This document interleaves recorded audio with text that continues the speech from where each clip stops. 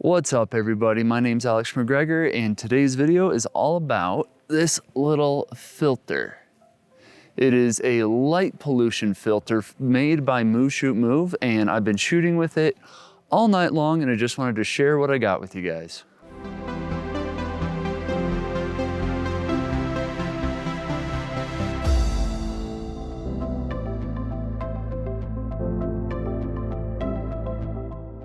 The Move Shoot Move Light Pollution Reduction Filter is designed for cutting the light pollution emitted by street and building lights, which will help the camera capture the true color of the sky in the foreground at night.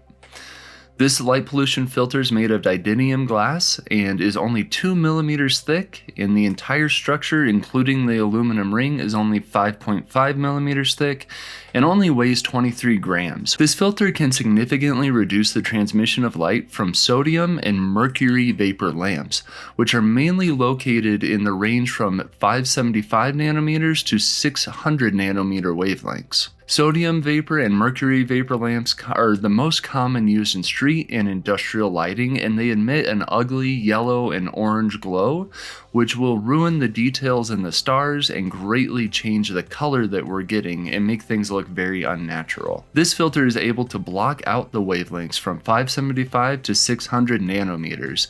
This will help correct the color of the night and the landscape in your camera, so you won't have to do extensive post-processing. The Move Shoot Move filter is available for pre-order right now, and it's available at an 82 millimeter filter thread, and for a limited time Move Shoot Move is including a free adapter, so you can use this filter on any lens that has a smaller filter ring than 82 millimeters. So right now I am in the town of Dillon, Colorado. I have Silverthorne right over there, Frisco right over there, Breckenridge and Keystone ski resorts. Keystone has their lights on for night skiing, so this is definitely a bright area. It's actually a Bortle 6 area. Somewhere I would never usually choose to go to photograph the stars, but it's perfect for testing out this little filter. So the equipment I use for tonight's shoot is the Canon R5, the RF 15 to 35 2.8, and the Move Shoot Move tracker. The first images I got were all the way out at 15 millimeters, and I shot them down by this lake here. And as you can see in these shots, they are definitely struggling with the light pollution. This is the result from stacking 10 of those shots. I was able to clean it up a bit, but you can really still tell how bad it is. Now this is the raw image when I went ahead and put that filter on. You can see a massive difference in the color that I'm getting and in the star detail. So this is the raw with the filter compared to the raw without the filter. And now here is the raw image all stacked up and edited to bring out the best detail possible. And here are the two final edits side by side. So leave your thoughts down in the comments. Which do you like better? Do you think this might be practical for you guys to add to your shooting situation? Let me know. And then I wanted to get some tracked images. So I headed up by the Jeep and set my lens to 35 millimeters, set up my Move Shoot Move here, and this is the image I got. One, not stacked, not edited, without the filter.